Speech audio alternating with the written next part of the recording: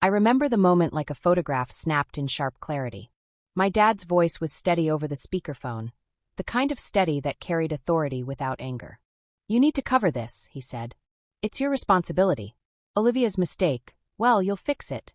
I stayed quiet, leaning against the kitchen counter, letting the words settle. He didn't raise his voice, didn't plead, didn't ask. Just that flat declaration, the certainty of it, I owed. My sister, as usual, was off the hook. Her name had been barely mentioned, her fraud minimized, almost erased. I didn't argue. I didn't cry. I just listened. My internal reaction was not panic or hurt. It was clarity, a quiet understanding that this had nothing to do with fairness or reason, only pattern. I knew the next steps wouldn't come from the conversation itself, but from recognizing what was being asked, and what wasn't. They weren't asking. They were assigning. And in that moment, I realized I had a choice that didn't exist in their world. I could step away, or I could step in and carry a burden that wasn't mine. Before I explain what I did next, I want you to consider something.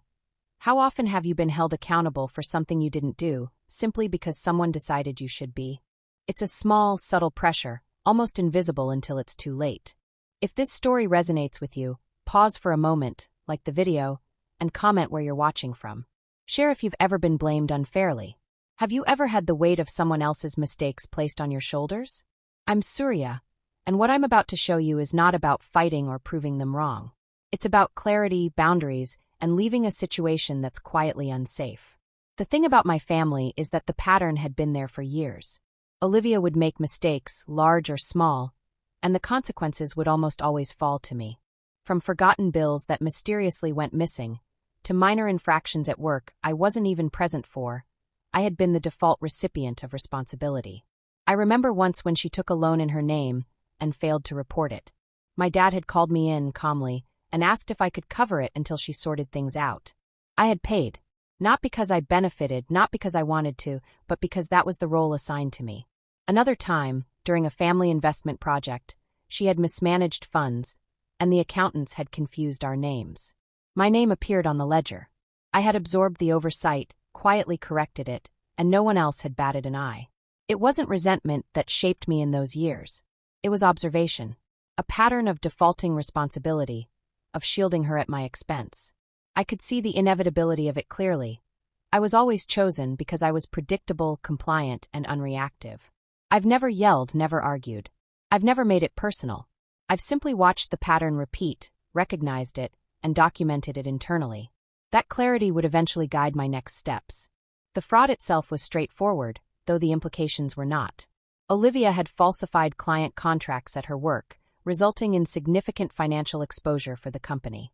Legal consequences were looming. Auditors had flagged irregularities. Any oversight on my part would have made me liable in some capacity, though my name had not appeared anywhere in the documentation. I had never signed her paperwork, never authorized transactions, never been copied on her emails. I had no financial benefit, no stake. I was not legally responsible. And yet, in my dad's eyes, this was something I should fix, cover financially, and by extension absorb personally. Understanding this wasn't about defending myself. It was about seeing the reality clearly. The fraud had consequences. But those consequences belonged to her, not me. My recognition of that fact, without argument, without confrontation, became the foundation for the next step, choosing distance over default liability. I reviewed the situation like a procedural checklist. Who was responsible? Who had signed? Who could be contacted? The answer was consistent. Not me. Not now. Not ever. I didn't argue. I didn't raise my voice.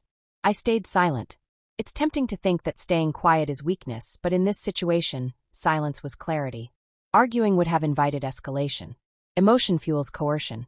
If I had reacted, I would have been pulled into the narrative they wanted: guilt, obligation, compliance. That wasn't my path. They weren't asking. They were assigning. Once I repeated that line internally, everything fell into place. No justification was necessary. No explanation could alter the expectation. I was being given a role, and I could choose to step out of it. The refusal, when it came, would not be loud. It would not be dramatic. It would simply be final. After the initial conversation, the pressure escalated. My dad followed up later that evening, text messages filled with obligation language. "You're the only one who can handle this. If you don't, it could destroy Olivia." You know what's at stake for all of us. Olivia's role shifted subtly. Sometimes she was silent, seemingly detached. Other times, she painted herself as the victim of circumstance. Her silence, her pauses, her carefully crafted expressions were all part of the escalation. They weren't loud, they weren't hostile, but they were undeniable. Financial urgency increased. Deadlines, banking reminders, legal notices. Each one landed in my inbox, almost as if waiting to see whether I would react. I noticed something about myself during these days. Despite the pressure, despite the implied consequences, I didn't panic. I observed. I noted timelines, connections, responsibilities. Internally, I began to plan. Not a fight, not a confrontation, but a measured, deliberate separation. The pattern had escalated predictably. I was calm, and the calm, I realized, gave me the advantage they didn't expect. I began quietly reviewing every document that mattered. Bank statements, emails, text threads, legal notices. I traced every connection, every potential liability. I didn't contact anyone. I didn't complain. I simply confirmed the boundaries of responsibility. Screenshots were taken. Messages timestamped. Emails archived. Nothing could be deleted or altered after the fact. The symbolic objects, the bank statements, legal notices, timestamps became markers of clarity. They represented the truth. My involvement was zero, and I had prepared to prove it if needed. Every small action felt procedural. I cataloged everything. I made mental notes, which accounts were mine, which were hers, which documents could inadvertently link me, which conversations had been misinterpreted in the past. Preparation replaced reaction. Observation replaced emotion. By the end of that day, I had a complete map of my exposure and their expectations. I wasn't trapped. I was ready. When the moment came, I said it once. Simply. Calmly. No. No argument. No explanation. No apology. The words were soft but final. My family reacted with disbelief. A slight pause, a barely suppressed gasp. My dad's texts escalated in tone, pushing guilt and urgency. Olivia's expression shifted from shock to incredulous. But I didn't engage. I didn't defend, justify, or negotiate. The refusal existed as a single, irreversible fact. The pressure spiked briefly, but the clarity of my stance was unshakable. No amount of persuasion, no implication of consequences could pull me back. I had stated my boundary, and in that simple word, I had chosen myself. In the quiet that followed, I realized that staying would only prolong exposure. The legal and financial risks could expand in ways I couldn't control. Emotional detachment solidified.